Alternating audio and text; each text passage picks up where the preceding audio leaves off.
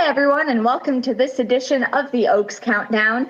Nicole Russo in Kentucky, joined by Dan Illman in New York. We are 17 days out from the Oaks at April 30th as we tape this.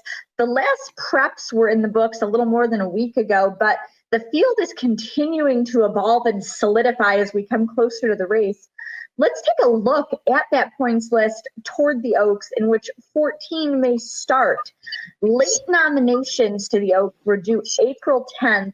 They're indicated on this list by the $sign. Now, Soothsay, the winner of the Santa Anita Oaks, plus two fillies more toward the bottom of the list there. Fillies can still be supplemented to the Oaks for a hefty fee at entry time, but that's a big fee. You're not going to pay it unless your filly is just training out of her mind or if something happens to the makeup of this field. If you're not among the nominees right now, you're probably not going, Dan.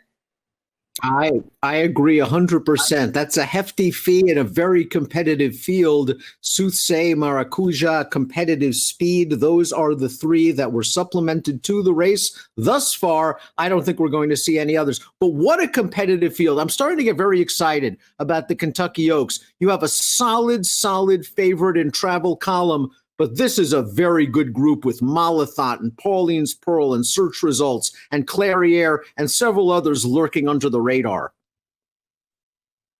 Absolutely. I think, some of the horses in sort of the top half of this field, I think very little separates them right now. We've gotten very familiar with some of the names on this list, like Travel Column and Clairiere and others over the course of the season, but today I want to go a little more in depth on one of our late nominees, Soothsay. We discussed her a little bit last week off her Santa Anita Oaks victory, but we were focusing on four major prep races. So let's zero in on her a little more because she is so lightly raced. It wasn't even on our radar when she turned in this debut win going 6 furlongs in late February, Dan. We were still really talking about VQuest, day out of the office, etc. at that point. And really what's interesting in this division is the number of new names that emerged through the winter and spring from 2 to 3. And just look at her charge on home in the stretch of this sprint race and just think, maybe this distance was even a little bit short for her going 3/4 of a mile in a career debut. Of course, her sire, Distorted Humor, they can do anything, but the dam won the La Cañada going long. The dam's a half to Kid Cruz, who is an excellent older dirt horse going long. Soothsay in that race showed a lot. She didn't have to win that debut, but she showed a lot of grit, determination, and ability to run down the leaders. Absolutely. And, you mentioned that distance-oriented family on both top and bottom. This is also the extended family of Triple Crown winner Justify. So really no surprise that when Soothsay stretched out to 2 turns in the Santa Anita Oaks, that she thrived. She was closer up than in her debut, although it was a small field, and she showed some gameness in the win. She handled the added distance well, and I like the tactical ability that she showed. Perhaps that ability to adjust will come in handy.